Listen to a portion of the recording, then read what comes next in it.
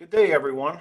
My name is Bob Connors, and I want to welcome you and say a good morning or good afternoon, depending on what time zone you're in, to CISA's Introduction to the PACE Planning for the Emergency Communication Systems uh, webinar this afternoon. This afternoon, my time. Just to go over a few ground rules before we get into the content.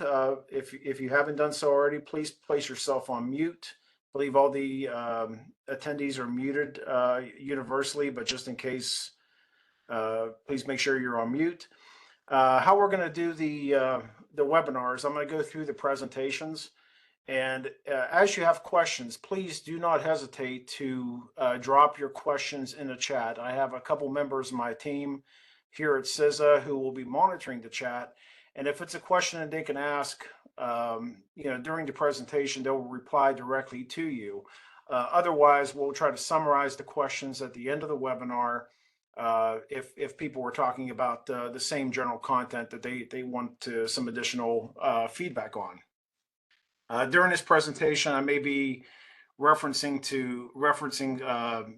certain entities, whether it be public or private or different resources. This is purely for educational purposes, and I am not going to be asking anyone to share any sensitive information about themselves or their agencies whenever possible. So little introduction to everybody. Again, my name is Bob Connors, and I'm one of the functional managers here within the Emergency Communications Division of CISA. I came to CISA a few years ago after retiring from a 26 career in law enforcement, where I worked in a variety of roles, starting off as a patrol officer, moving up to investigations. I worked the bulk of my time in a multi-jurisdictional drug task force, and also had some responsibilities with school safety, overseeing our school resource officer program in the county that I worked. Also, I have some almost 30 years of experience in the military, both on active duty and in the Army Reserves. Also, monitoring the chat, and you may hear from him at the very end, is my friend and colleague and supervisor, Ken Carpenter, who also came over from a military background and has worked for CISA for a number of years, and some other in other federal roles dealing with emergency communications. So that's a little bit about our background and our experience that we're hoping to share with you today. The objectives of this webinar is to provide a general understanding of primary, alternate, contingency, and emergency communications planning efforts. We want to explain what that is exactly, explain some of the initiation triggers on how you move and from these different levels, and some considerations for all of you to take home with you today. We want you to know what to do when your primary communication system fails. And that's really what PACE is all about. It's a level of redundancy within communications, and this will cover additional areas of emphasis besides emergency communications as well. And we want to help you provide you some general tools to help develop and practice your own PACE plan through this webinar series, and reinforce the idea of how to cooperate with other agencies that you may be near working with, or other critical infrastructure sectors that you may be aligned with in your various areas of responsibility. Something to keep in mind when we're going through this webinar. Many of the examples I will use in the presentation are centered on emergency services, because that's my personal background and my experience level. But these concepts apply to all types of organizations. Each industry within the critical infrastructure community has specific communications requirements. For example, emergency services is a lot different than somebody that's coming in and trying to develop a PACE plan in transportation. For example, communications is time sensitive and mission critical, often involving life and death situations. In emergency management, scenarios. And for the most part, two-way radios are a primary means that emergency service personnel, your fire, your police, your EMS workers, for example, that's their primary means of communication, and what a PACE plan should work around. Um, on transportation, for example, as a contrast to that, communications focus on logistics such as tracking shipments, dispatching vehicles, updating delivery schedules, where companies leverage systems such as GPS tracking, transportation management systems, and alerting for streamlining the communication during that flow and delivery. So what I'm asking everybody to keep in the back of their mind while we're going through this presentation is try to answer these two questions for yourself. Who do you in your organizations need to communicate with, and what type of mission critical information do you need to send and receive from people within your organization and then outside of your organization? So resilience is bigger than just pace. You can't have resilience without planning and preparation. So resilience is the capacity to adapt to changing conditions and prepare, withstand, and rapidly recover from disruptions.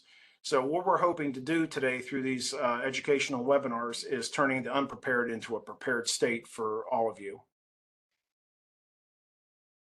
And despite the fact that we're introducing a new acronym, it is an important one.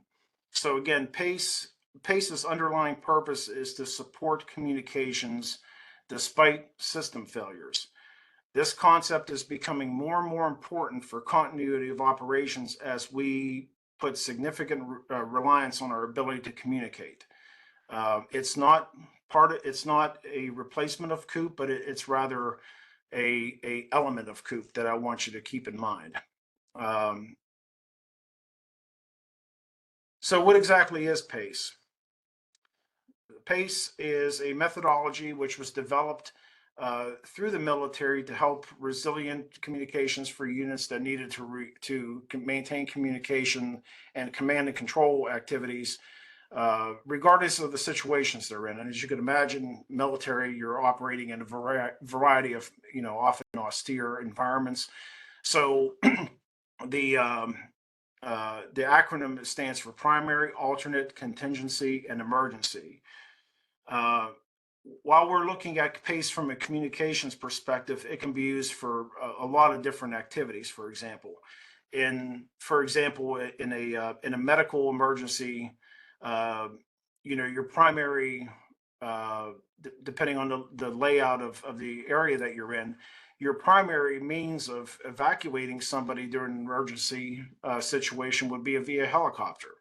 Otherwise, you might have to drive to a nearby landing strip for a fixed wing aircraft to land and evacuate somebody.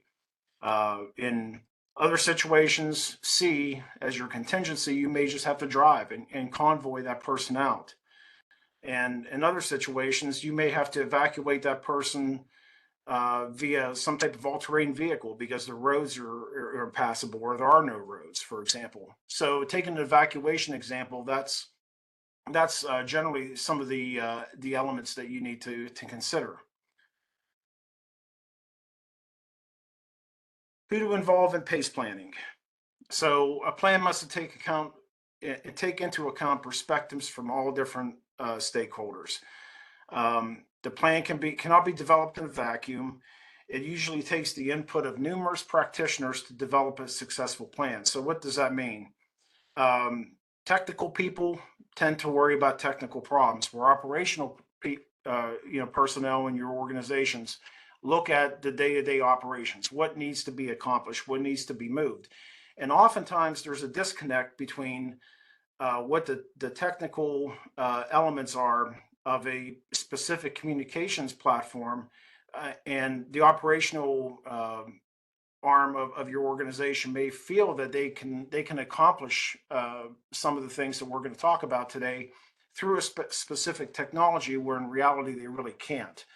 And the other times, your technology group may believe that or may have an element that is not known to your operational arm. So really getting those two uh, organizational arms within your groups or your companies or your agencies together is really a valuable part of this process. So PACE plans can often involve multiple agencies with certain interconnectivities. Sometimes agencies depend on a neighboring agency, for example, to share a system. You don't have to have an understanding of what agency will be doing, or you will need to have an understanding of what agency will be doing during a failure. Example, smaller agencies may not have the resources that a larger agency may. So it's good to know not just what your personal plan is for, excuse me, for your organization, for the agency that you work in, but also what your neighboring or overlapping neighbors will do or could do for you in that situation, and how to reach them. So PACE, as I mentioned before, is not COOP. Continuity of operations planning is the effort within agencies to ensure that they can operate and perform their mission when things go wrong. So, for example, if you are a standalone organization, standalone manufacturing company, for example, and you need to relocate part of your operations due to some type of an emergency to an alternate site. While that involves moving people and moving equipment and moving resources, all of that involves being able to communicate with all the key elements of your organization. So PACE is a component of COOP, but it's not COOP. And a lot of times we get the question where people believe that this is a replacement for COOP. It's not. It's only an element, or it's only one chapter in your COOP plan that you should focus on. So PACE in a little bit more detail. Each level of PACE is not just a designation, but what we really want to drive home through this webinar is understanding the type of technologies that you need to consider when drafting and reviewing your PACE plan. So, for example, your primary method of communication, as I mentioned, is in emergency services. Talking about my background is my two-way radio.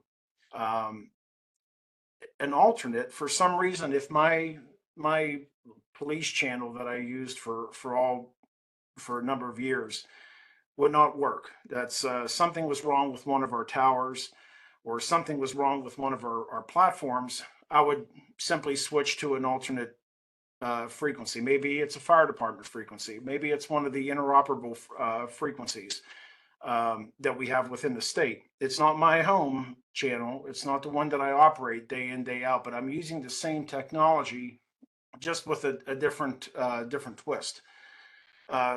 So again, that's the backup method or the workaround, but you're basically using the same tool. A fallback method or contingency typically relies on a completely different technology to begin with. So, for example, if my radio doesn't work, my other channels don't work, I may have to use my cell phone, for example, to call my dispatch center, say, hey, what's going on with the radio? Am I the only one having a problem, or are we having some type of a large scale outage?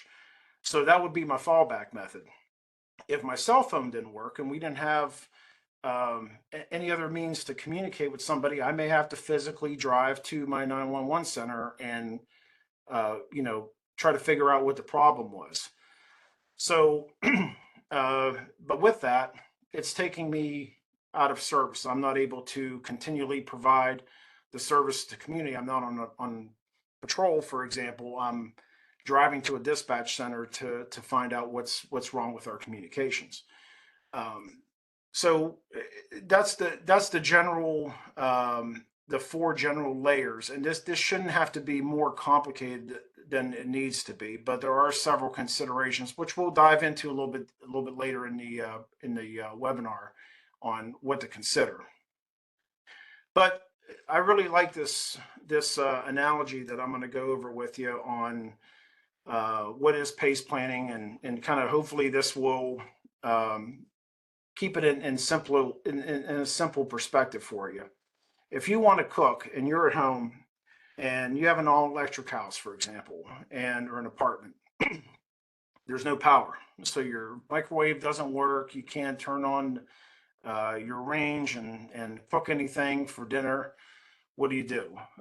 In my case, uh, I go out to on my deck, my back porch, and I have a gas grill. Turn it on. I can cook some hamburgers, make some dinner, using that technology. However, let's say I did not refill my propane tank and it's gone, or I don't have a backup for that.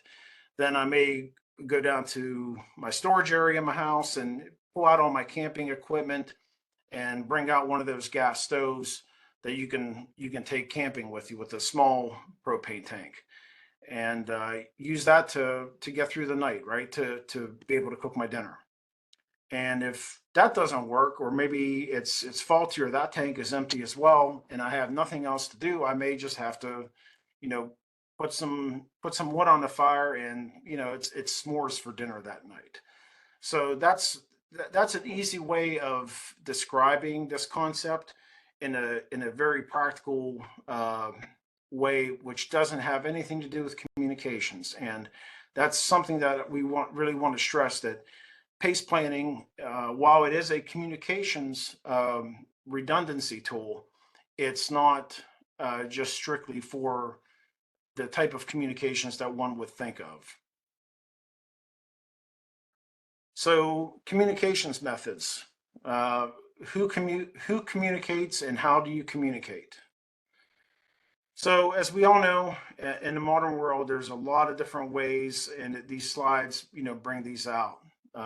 Everything from social media, email, um, platforms such as this, or Microsoft Teams, for example, your cell phone, a lot of different radio platforms as well. And some of these, if you're joining this call and you're not from an emergency management type of background, you may not have heard of these, but these are alternate alternate radio systems besides what you would think emergency responders have.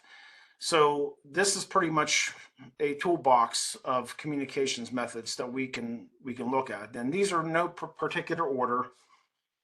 Users, however, whatever you do have at your organization, all of your users, in order to really accomplish this, need to be trained in any technologies that they do not use often.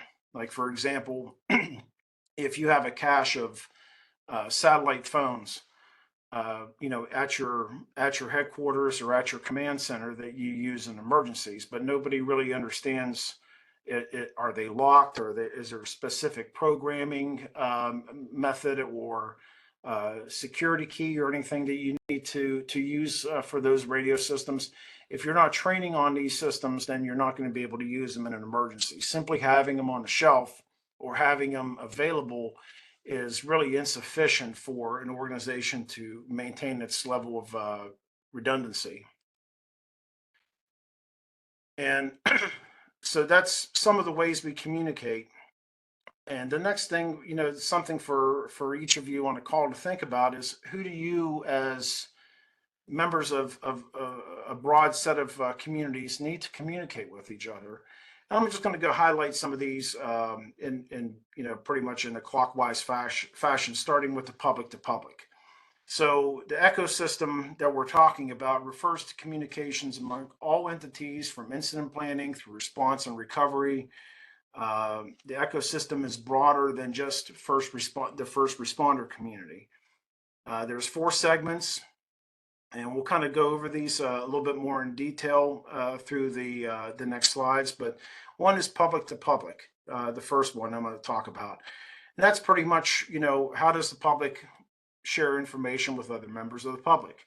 So think of your social media, think of your social networks, and calling your neighbor, and calling your parents that may live across the country, or your brother or sister, family members and friends. that's, you know, what are you, who are you trying to communicate with, and what type of tools do you use to communicate public to public? Then there's government to public, and I always think of the emergency action or the emergency messaging that comes on your TV every once in a while, where you're in the middle of a program and something comes on and there's this test message that, you know, that reoccurs and says, this is just a test. We're testing the emergency broadcast system.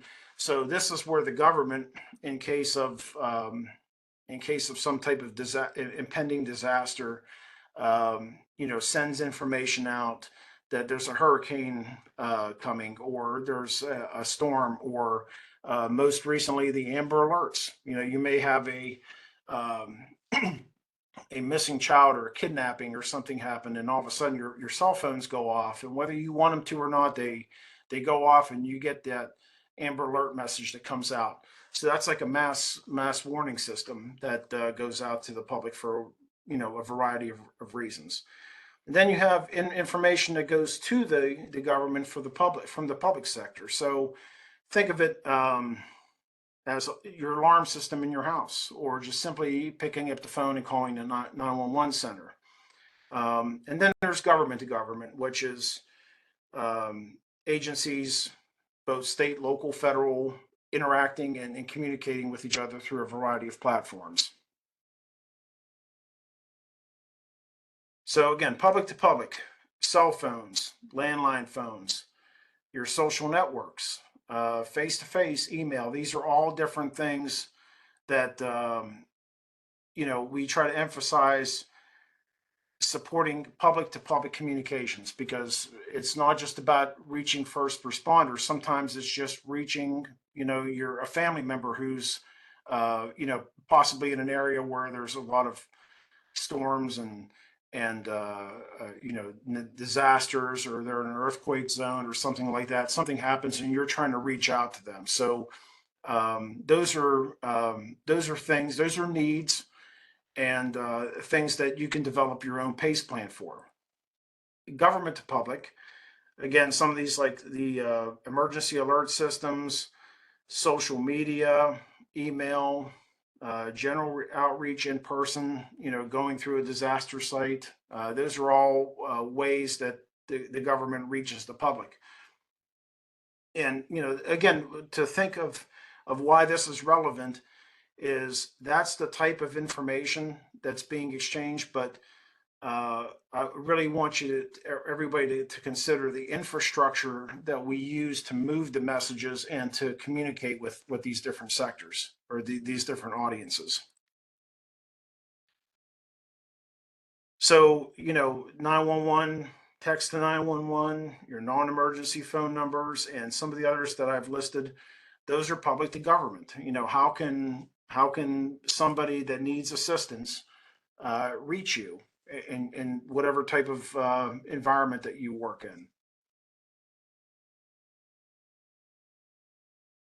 And then government to government is how we communicate with each other, both within our agencies or our work groups, as well as to external agencies. However, government, like others, has a certain number of pathways in which to communicate. And some of these here, you know, involve land mobile radio, phones, various levels of email, both things on the sensitive or restricted side.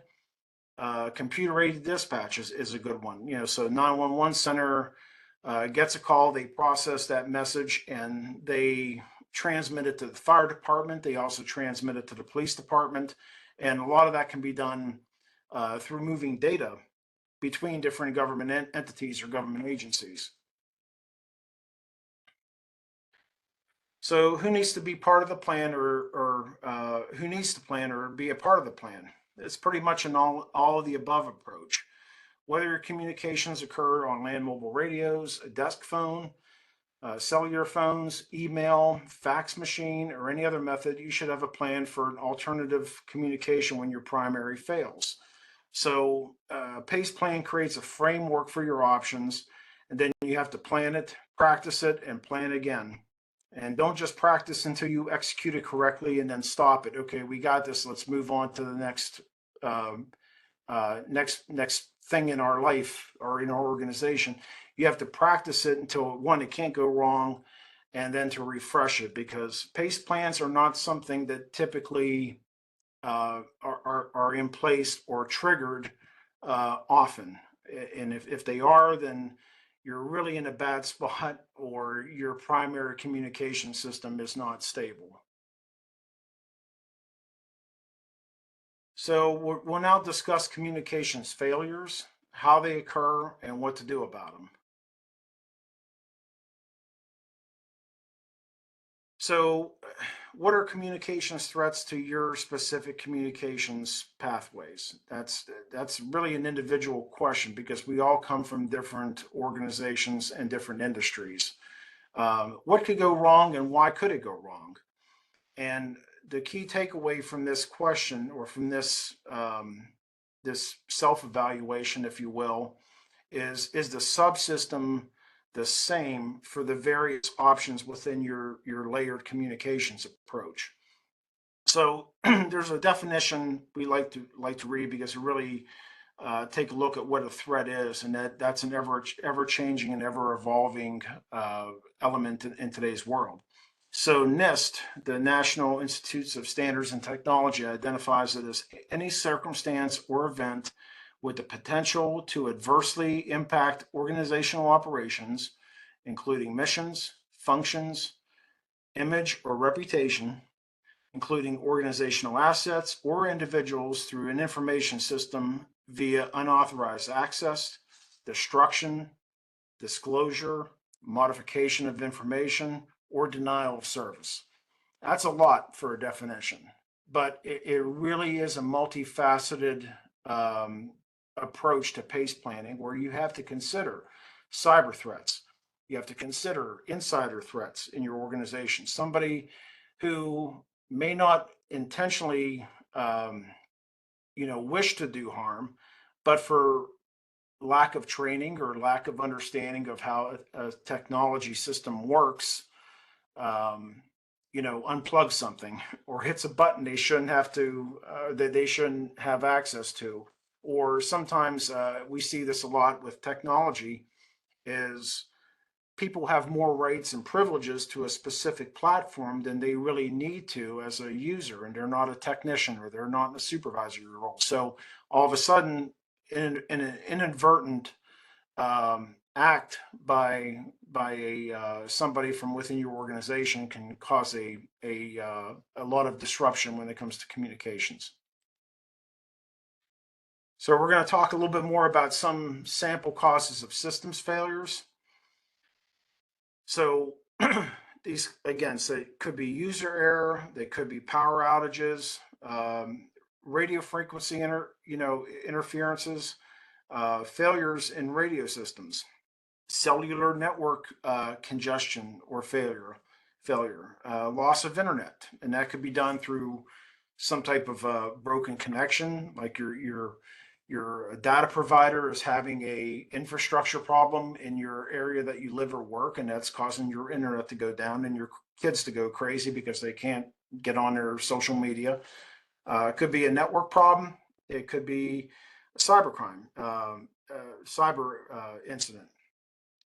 So email as well. A lot of us communicate as a primary means of communication through email. If my Outlook's not opening up when I log into work tomorrow, I'm going to be on the phone with my supervisor and saying, "Hey, I can't get on my email. Are you having the same problem? Is this something local to my computer, my internet service provider, or something going south with our agency?" But that's my PACE plan. I'm using my phone to call or text my supervisor because I can't get a hold of them on my email.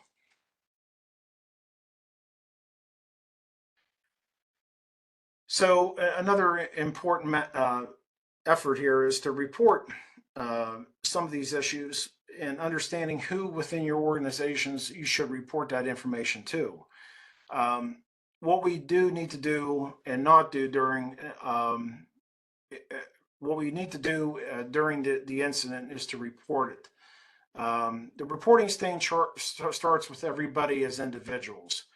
Who and where you report the problem depends on who you are in your organizations, and who that designated individual or individuals are. If you have a help desk, you may have to report it to the help desk, and they have protocols in place to disseminate the information for action.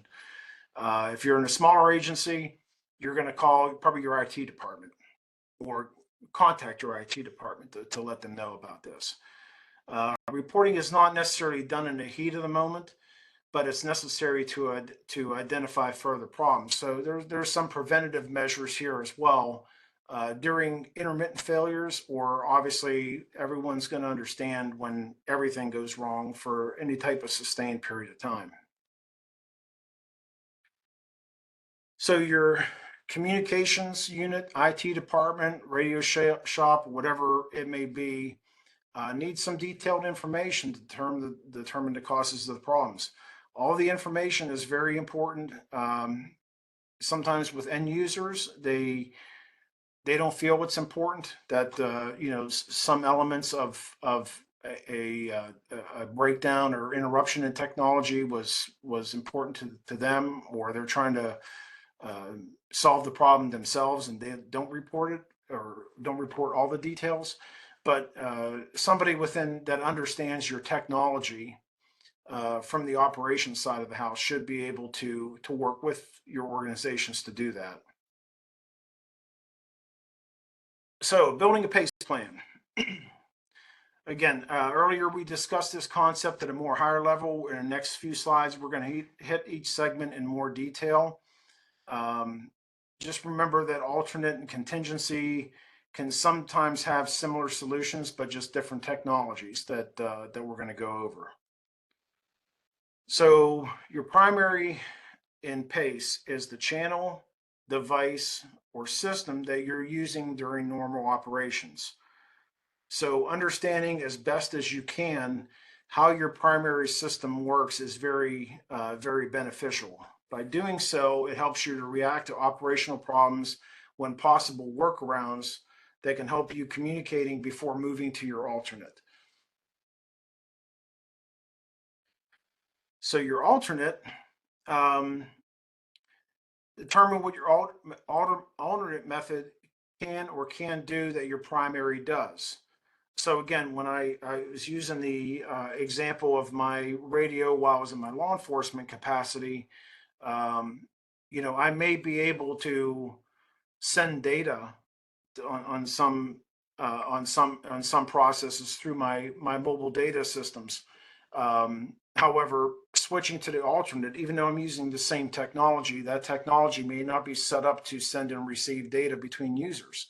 So just by switching a channel to a different frequency or to a different network, if you will, you may not be able to have the same capacity to do that because maybe your IT department have locked down your system to where it's only going to be used for voice communication, and they don't want data being sent because they don't want it to be sent inadvertently to somebody outside of that core network. So, in radio systems, for example, direct or simplex channels work without a repeater or radio system. So the people in this example that you're going to be working with are in very close proximity. Again, I'm going to be using some law enforcement examples because that's my background. So if I'm on a patrol type of assignment and I'm spread out across my jurisdiction, I'm going to be using my radio system to hit the repeater, which they're retransmitting my message or my signal across the entire jurisdiction, so everybody can speak to everybody regardless of where they're at within a given area. However, if I'm going to be doing a tactical type of operation where we're executing a search warrant, for example, on a small location, I may switch to the direct network because my radio network that the people that I need to communicate with, I don't need to have that information broadcast all over the county. And there's somewhat of a delay in doing that when using a repeater, where if I put it on simplex, I can simply speak to the person that's right next to me or on the other side of the building or inside the residence or the establishment that we're conducting a raid on, for example. And it's quicker, and you don't have the pause of your radio reaching out to a repeater to send the same message just to the person right next to you. So some radio systems have some additional options, such as trunking, failsoft, and simplex. Again, you would have to understand what those radio systems work. And here's a kind of a policy thought for you to consider. Is a personal email account allowable as an alternative? So if your email from your company or your government entity is unavailable, can you send your boss an email from your personal email to his personal email or government email? Those are some considerations that you have to understand within the organization that allows. Even though many do that, it may be a policy violation because of how you're communicating or what information you're communicating. Now, moving on to contingency that's usually when things get a little bit more complicated because you're specifically going to look for a different subsystem to facilitate the communication, but you're not relying on the same technology. So if in daily use you use the contingent system, might be a cell phone or back in the day we had pay phones, right? So if I couldn't get out on my radio, we would drive to the nearest pay phone and call 911 to our dispatch center to check in. It's like, hey, what's going on with the radios? We're using a separate type of communications platform or subsystem to be able to facilitate that communication, which is great for redundancy purposes. However, there's also a reduction in the type of communications that you may or may not be able to do that, especially when it comes to information technology systems.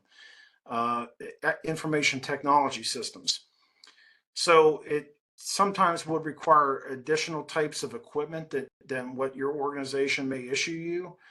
For example, during the presidential inauguration, besides using the infrastructure that's existing in Washington, D.C., a setup of alternate repeaters were placed within that area.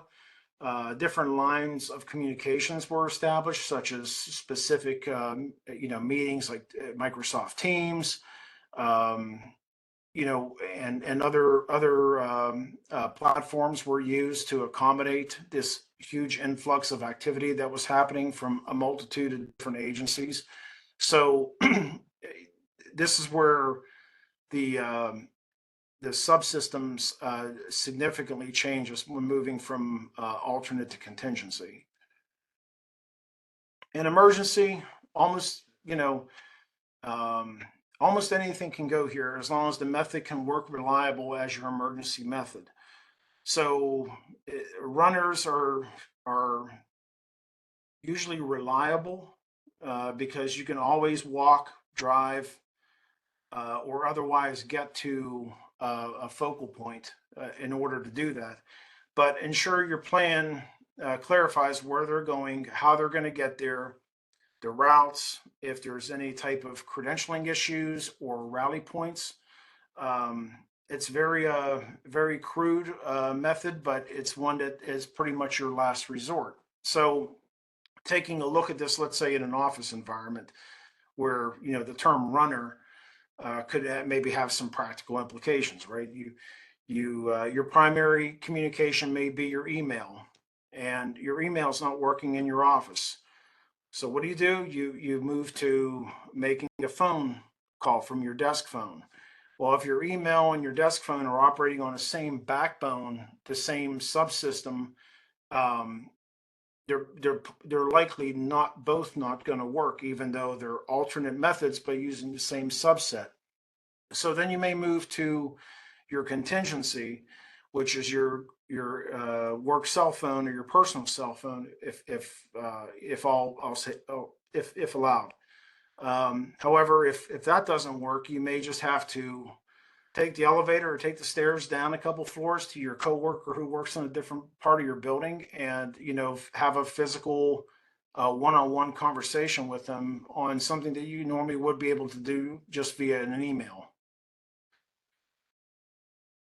So I know we've really hit the different levels and some of the different aspects of the different elements of PACE, but what's really important is the users need to recognize on their own or with direction or whatever that your organization has put in their plan when to change to another means of communication. There's various reasons for doing so and not doing so.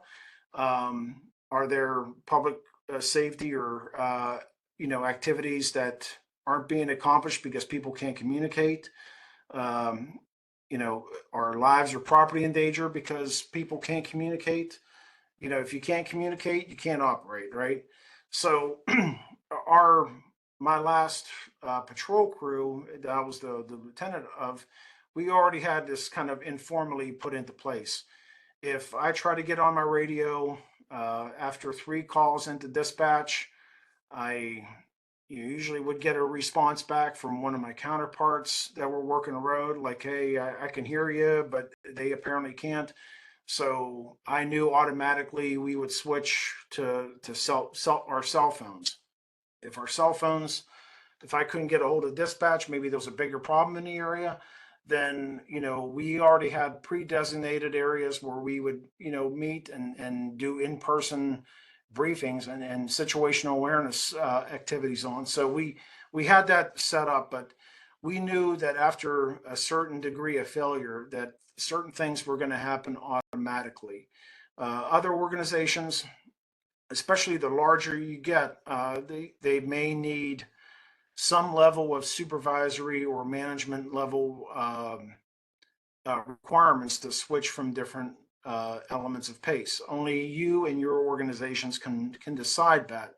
But whatever you decide as a trigger, it needs to be uniformly understood that after so many attempts, after so many minutes of inactivity, after a certain type of event, or after somebody's specific approval, um, these transitions are going to occur, and that can only come with not only identifying your PACE elements, but also understanding when to switch and how long you need to stay on with each element. So how do you switch?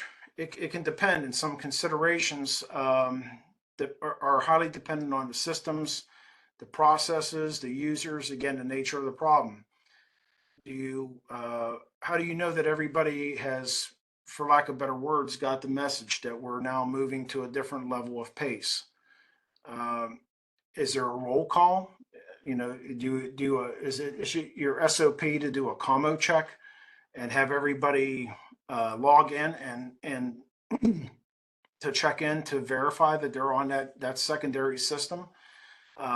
Is there a default that everybody understands as the lowest level of PACE, and beyond that, there is going to be no communications unless it's in-person communications. So while you're transitioning to PACE, you should also incorporate periodic check-ins when you're outside of your primary. And then, a lot of this is again, depending on the operational environment that you live and work in, but knowing how to switch and when to switch. And again, what we're going to cover is how to switch back is also an important factor. Somebody is monitoring the primary channel that you typically use. Once that's back up and running, does everybody know that it's become functional again? And how does that message get filtered through your organization? So next, I'm going to talk about some resources to help you level up your PACE plans.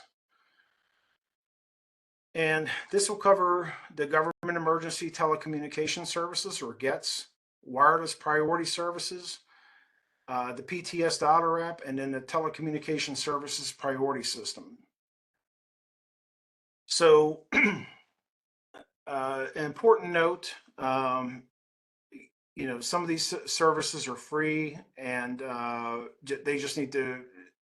You can become enrolled in them fairly easily if you fall within the categories of emergency services, critical infrastructure, national defense, national security, and I'll try to explain that through a high level review. But the first one I wanted to speak to is GETS. The GETS provides priority calling over landline infrastructure. So just remember that GETS deals with landline telephone systems. Where wireless priority, the next one I'm going to touch on is wireless. It's just that. It's one's for cellular and one's for wired communications or your traditional landline systems. GETS can be used as part of your PACE plan to enhance your voice communications capabilities. You can sometimes it's not your specific phone system that is degraded.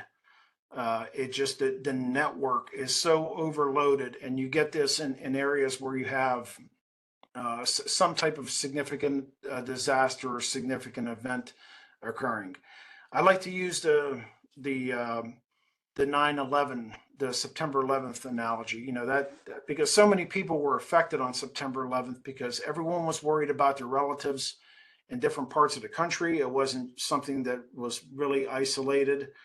Um, just to New York and Washington, D.C., but yet anybody who had anybody, a friend, a family member on the plane that day was concerned about them. And everyone's trying to call their loved one, their friend, their colleagues to see if they're okay or if they happen to be on one of the planes that went down that day. And our communications infrastructure was so overwhelmed and so overloaded that day that you just couldn't make a call. You couldn't make a call from your cell phone. A lot of your wireline phones went down, and that's there's only so much capacity with our telecom companies where GETS works similarly to WPS, but it allows you, if you fall into a critical infrastructure community, to get priority access when the rest of the telecom signals are basically overwhelmed. You have to register for this, and the way it works is you have an access number that you'll get, and then a personal identification number that you call the access number. It'll go through, you enter your PIN number, and then you place the call that you need to make. So if you're at home and you need to call the home office and the circuits are overloaded, either where you live or where you're calling or somewhere in between, GETS is a tool to help you bypass that in an emergency situation, provided that you're some type of first responder or your critical infrastructure entity. And during emergencies, 98% of GETS calls are completed regardless of congestion or degradation. However, I will say this: if the physical infrastructure is down, GETS will not work. So if your phone lines are physically disabled because they've been bad storm came down and power's out and phone lines are laying on the ground, this is not going to work for you. But it does deal very, very well with congestion. Wireless priority services is a similar program that is though focused on cellular communications. So if I'm using my phone to call my boss's cell phone and the network is congested on either both or somewhere in between, uh, in that call pattern, wireless priority services will work very similarly to GETS, where it's a service provided and managed by CISA, and we work very closely with the FCC. And this will provide some reserved bandwidth for those of us in emergency management, critical infrastructure, and different sectors. And generally, 95% of calls made with WPS are completed. And There's a combination of the two that I highly recommend that those of you that are interested in the service is to use both. Now, to do that, how do I remember what's my PIN number and how do I, go from GETS and WPS? Well, we've made a dialer app that is basically will do all the work for you. It's extremely efficient and effective way to easily use GETS and WPS. It's available through an app store on Google Play. It's free to download, but the registration for the services themselves have to go through CISA. It allows you to place a call, store your PINs on your personal, or if you have a government device or your a company device where you need privileges to install this dialer app. You'll have to secure that. However, the app itself is free to install and to place on your phone. So you just need to get registered for the accounts. But in this way, let's say I'm on my cell phone and I'm trying to reach a landline phone. Well, if I only use WPS, it'll allow me to connect to a cell tower and to place that call. But if the landline portion is the one I'm having problems with, then it'll stop at that point. And the same thing with GETS. If I'm using a GETS number to make an outgoing call, or GETS PIN or a GETS service to go out, it'll stop at the cell towers. Where GETS and WPS, you can do a combination call to process your call completion regardless of the service that you'll use. And the last element I want to talk about is telecommunication services priority. Well, TSP, it's a program managed by CISA, but it's provided by the Federal Communications Commission, which mandates that service providers in the telecom industry prioritize voice and data circuit installation and restoration for critical infrastructure and entities. Now, this is a little bit more complicated. There is some states do charge a fee for infrastructure owners to have this service, but if the world goes south and you need additional circuits or some type of communication services restored, by registering for this service in advance, you get the priority versus the general public on getting your systems back online. So those were just touch points and for everybody to be aware of the programs. Next Wednesday at 2 p.m. on the 30th, CISA is hosting a webinar that will specifically get into the GETS, WPS, and TSP programs. So if you're interested, one of my colleagues is going to drop the registration link here in the chat. But if you're on our email distribution lists or on our social media feeds, there should have been some postings that you can go back and take a look at. But if at a minimum, our chat should have the registration link here shortly. So PACE plan development, we're going to talk about single and multi-agency PACE plans. So diversity is the basic premise for any successful plan. And we want you to think about the subsystems that each level will function on.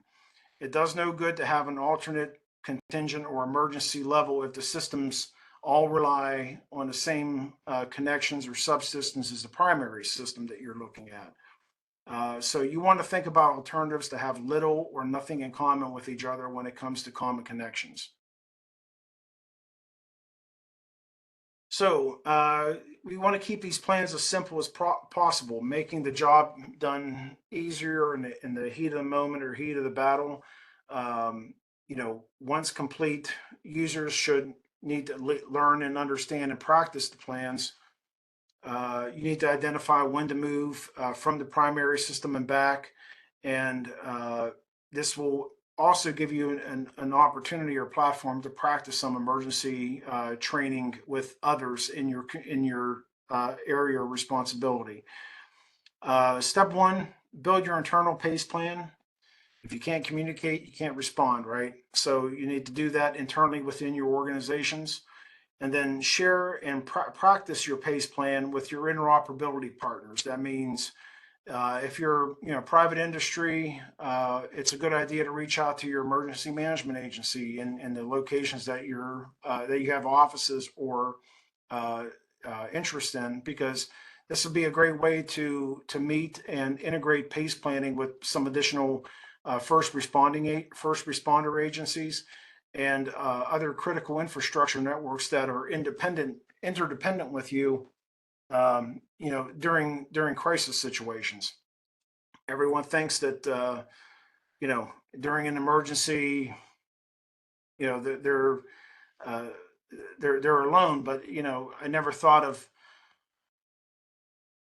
home improvement stores, for example, as critical infrastructures, because when people need building materials and wood to secure their facilities or to make repairs, where do they go? They go to your Lowe's and your Home Depots and other private sector entities that provide all those services. That's the same thing with groceries. You're going to go to the grocery store, and who's the grocery store have to communicate with? The transportation companies that bring the goods to market, and where are they at, in this whole process. So understanding in those quick examples how one agency is reliant and works well with another agency is really important across sectors, regardless of where you're from today. So the first thing to really take a look at when going through this is really to determine to get a communications needs assessment. What are the business needs that your organization needs to look at? And really the first three rights that I mentioned are information, persons, and time. So what type of information is critical, important, or desirable, at least in those first three? Um, you know, as you move through this hierarchy of PACE, there's going to be some information you are just not going to be able to transmit or share with stakeholders. So you have to determine what's critical, what's important, what's nice to have, but if you don't have it, you can live without it for a period of time.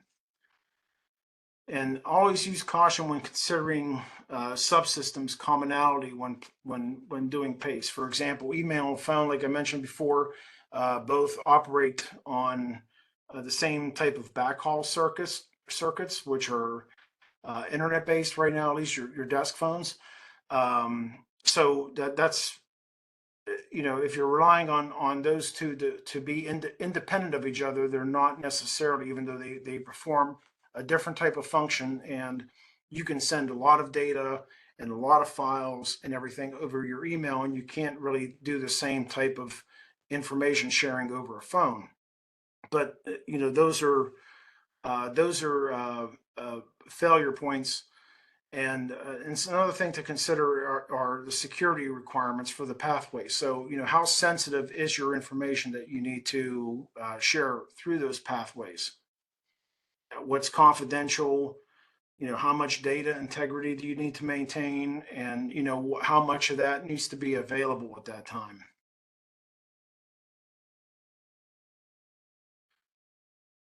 So what are the alternatives to the usual communications pathways? So you want to consider the diversity of technology, radio frequency bands, power sources, the type of infrastructure, as well as your physical location that you're located at. There's ideal versus good enough. Two very broad, um, measures of success that only you and your organization can determine based on your mission and what you need as you navigate this process. If you don't know what those are, ask your organization and get that conversation going with leadership and they can help guide what you determine are your critical information requirements when you're navigating this process. And what are the limitations of the different elements that as you move forward? For example, there could be the capacity of how much data that you can send, the range and the speed at which it's sent, the type of security. For example, you may have a policy that certain data can only be sent, with a level of encryption, and other technologies cannot always support that level of encryption.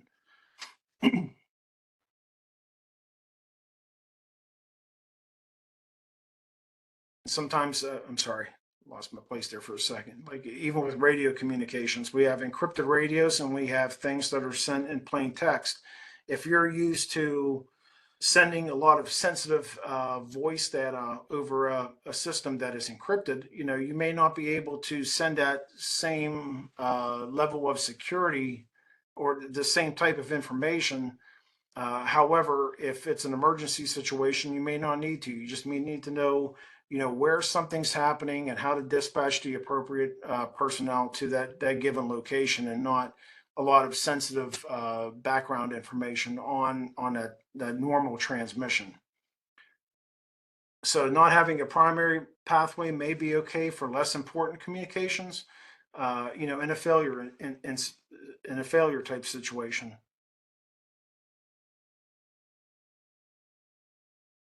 So, deciding on trigger points. When, how, and by whose authority do you plan for the switch? Is this something that's going to be automatically triggered based on a certain level of events, or are you going to need supervisory approval within your organization? Who contacts whom for switch confirmation? Again, the larger your organization is, the more detailed some of that information has to be. And another thing with organizations, it's much simpler for a standalone, let's say a business or a standalone facility to have a PACE plan. But if you're somebody coming from the corporate world, where you may have a corporate head office located in that centralizes all your operations, and all your corporate leadership is at a central place. Let's use Washington, D.C., for example, with the federal government. And you have satellite locations across the country. So let's say that corporate office is in D.C. and it's a trucking company. For example, is the vice president of the company need to have direct contact with that truck driver? Probably not, right? He's probably going to have, he or she is probably going to have contact with that hub, that regional office, or that regional warehouse, for example. The warehouse is going to have contact with the field elements, right, in your organization. In this example, a truck driver. So the PACE plan between what I like to call the mothership, right, the headquarters elements, and the regional elements it's going to look a lot different based on the communications needs between the smaller regional offices and the field elements that are involved in whatever your mission set is. So you have to understand that the level of supervision should be, generally speaking, delegated to the lowest possible element, if that's in fact the way that your organization decides to go. And understanding the pathway. So again, I'm talking a little bit about emergency communications. Just taking a look at the structure that and the technology behind the scenes, it can be very complicated. Take a look at a typical flow chart on what happens with a traditional 911 call. You have the public, who's the caller, is using a cellular or wired phone call to call the 911 center. The 911 call taker answers the phone, gets the information, and then dispatches or sends the information through a CAD system, computer-aided dispatch system, to the fire department dispatcher, EMS dispatcher, or law enforcement dispatcher. Now, in my case, I just wanted to do a quick shout out at this point because the agency I came from, the call taker and the radio dispatcher were the same person. So at the moment you're on a call, you're getting the who, what, and where of a situation, and you're turning around and hitting a button and transmitting that out via radio to somebody else. So, last week was National Telecommunicators Week, and I really want to, do a shout out to those heroes that too often get overlooked and not recognized for the tremendous work that they do. But again, in this scenario, the call taker gets it. It's electronic information that's sent to the dispatcher. The dispatcher then uses CAD, maybe a mobile terminal if the agency is equipped, or at a minimum a radio call that goes out to the fire, EMS, or law enforcement agencies. So there's various points of failure here. You could have a point of failure between the caller and the 911 center. The 911 center and their internal CAD procedures, their CAD terminals may go down.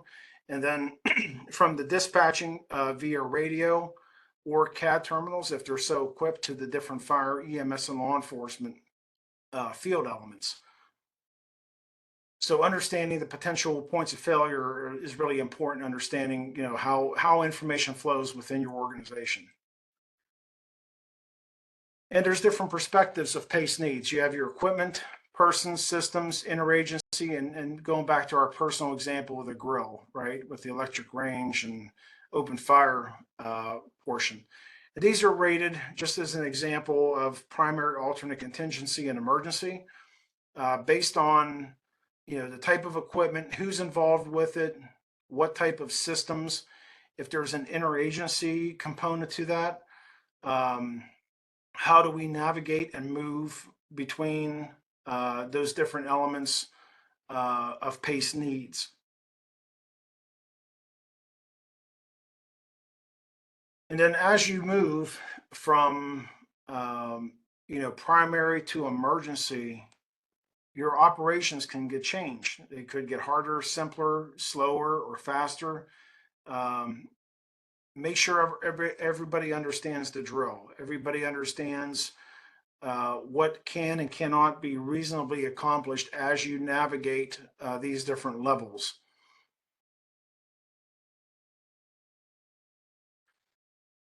So again, this is a basic PACE template, typically used for a single agency or group. Again, doesn't have to be difficult. Just look at the filled in example. Again, you have a desk phone, cell phone, fax machine, or a runner or relay. Excuse me.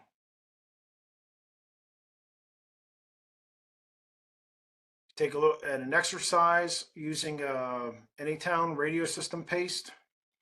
So remaining blanks, what would you put in?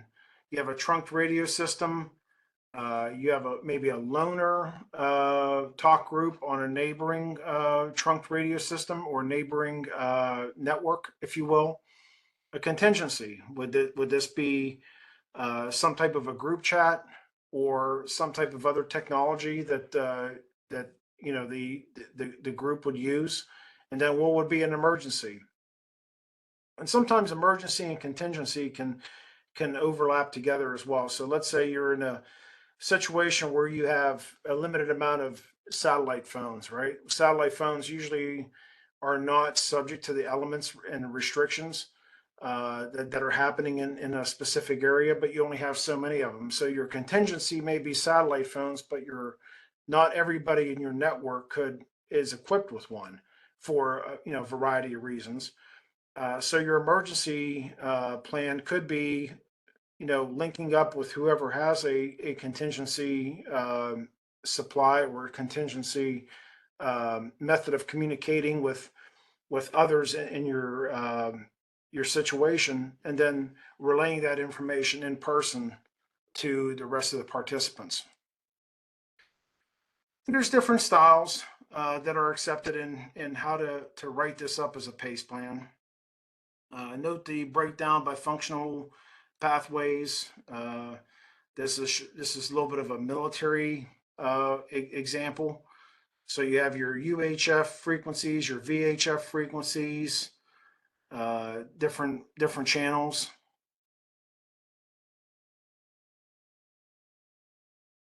And then when you look at a multi-agency PACE plan, is more for planned events or large scale incidents where you have your primary, alternate, and contingency emergency levels, along with who all the different interagency partners are involved. So it's easier to see it when it's filled in. But a single agency multi-mode template. It's for a single agency to capture multiple critical technologies on one page. Don't forget your triggers. And that's what one looks like for a regional PACE plan for a single agency. So, for example, for data, we're looking at email. Alternate, your Microsoft Teams. Contingency, maybe an Adobe Connect. Emergency is a SharePoint. And then, for an additional level is, maybe a personal computer, something completely off the primary technology system.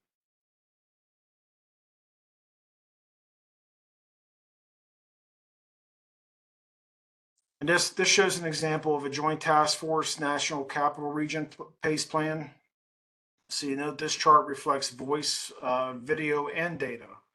So this is, you're looking at non-secure voice, your secure voice, secure and non-secure networks, various methods of conferencing, and data storage. And every one of those technologies has a level of redundancy between primary, alternate, contingency, and emergency, a way of getting the same information from preferred to emergency.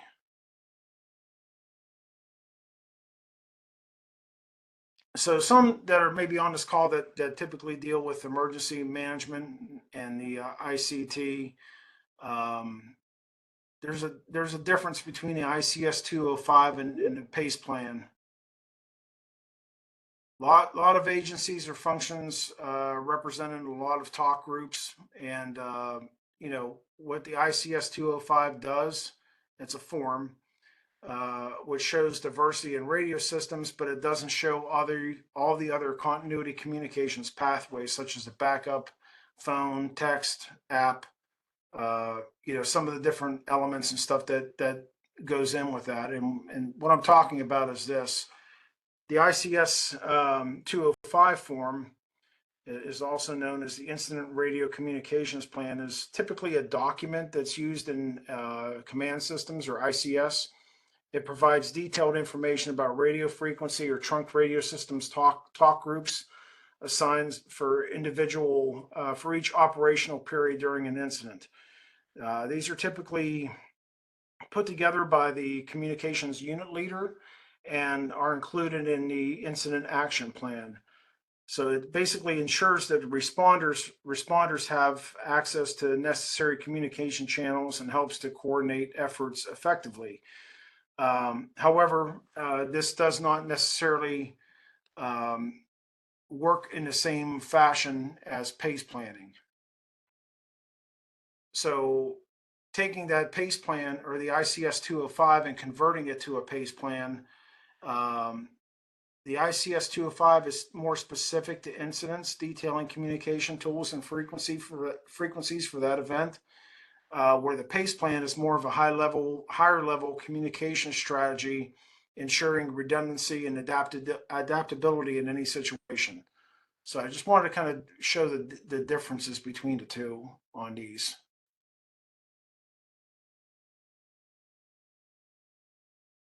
So a lot of people in organizations, probably closer to you than you realize, have PACE plans for many types of situations. Reach out and see what others have created. Again, keep it simple. Don't try to reinvent the wheel. These are building blocks that can be refined as your technology changes and as maybe some of your partners change as well that you work with. And really something to foot stop is testing and practicing makes perfect.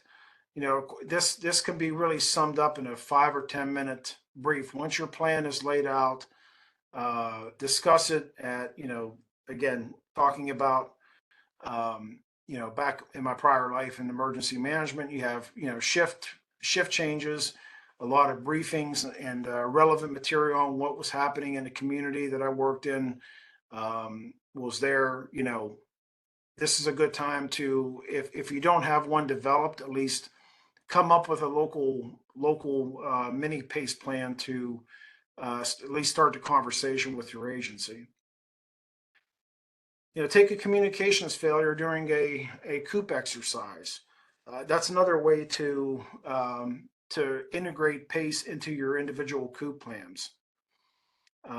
Some of these other things with, like, both a drill within your organization or having a small drill outside of your organization with partners is really valuable. And I think that's where some of the liaison activities with other emergency management officials or other stakeholders that you typically work and operate with,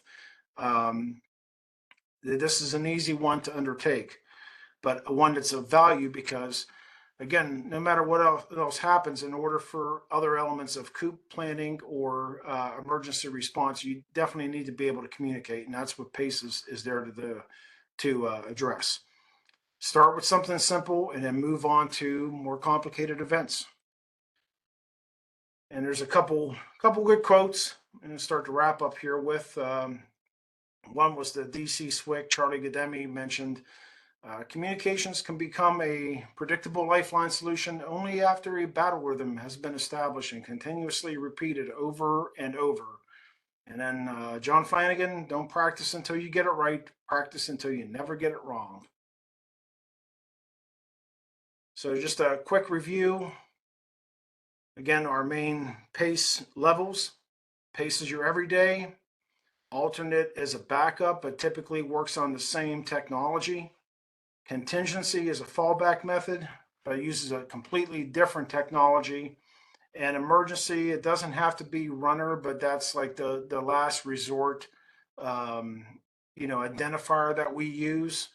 Emergency in this case could be a satellite phone or something that you may want to use, in place of a cell phone, which could be your contingency.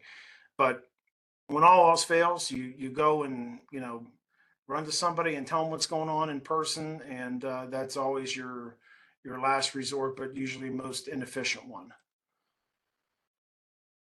And again, what we try to do is provide an understanding of how PACE interfaces with the communications ecosystem, providing some basic understandings. Gives you some things to think about what to do when your primary communication systems fails. Give you an idea how to integrate this into continuity planning. Giving you some pointers and guidelines on developing a PACE plan for your agency, and some of the benefits of practicing your PACE plan with others, both in and out of your organization. Now, CISA does have some additional resources on our website, and I will see if my partner Ken has any questions that he needs to bring up or to discuss with anybody. Well, thank you, Bob. That was very informative. Let me get my lid up here so I can turn my camera on. Okay, so there we go. Yeah, I think the biggest question that came about was, is the slide deck going to be available to everyone? And yes, we are planning on sending it out to everyone. So you'll get that along with any additional information. You're getting a lot of thank yous, good job, but pretty much that's it. We'll get the slide deck out to everybody. This webinar was recorded. We will send out how you can access that link and get the recording of this webinar so you can share it with as many folks as possible. This is the intent, as Bob said, is to make you aware of PACE and just the basic guidelines for PACE. If there's anyone out there that has any additional questions about PACE they'd like answered from our division, the Emergency Communication Division, just send an email to ecd@cisa.dhs.gov. ecd@cisa.dhs.gov. And thank you, Bob. Really a great presentation. I know it's been a long time. You spoke for more than an hour and 20 minutes. So I really do congratulate you on that. And with that, I'll turn it back over to you for closing. Okay, well, I appreciate everybody's attendance today. And again, a copy of this presentation will be made available via web link, and there will probably be another place where we will post it. I think CISA has a YouTube channel. I believe it will eventually make its way to that platform as well. So if there's something that you want to re-engage with other partners that could not make today, feel free to share. This is a webinar for the general public, but I'm hoping that everybody gets something out of this. So I appreciate everyone's time today, and enjoy the rest of your afternoon. Thank you.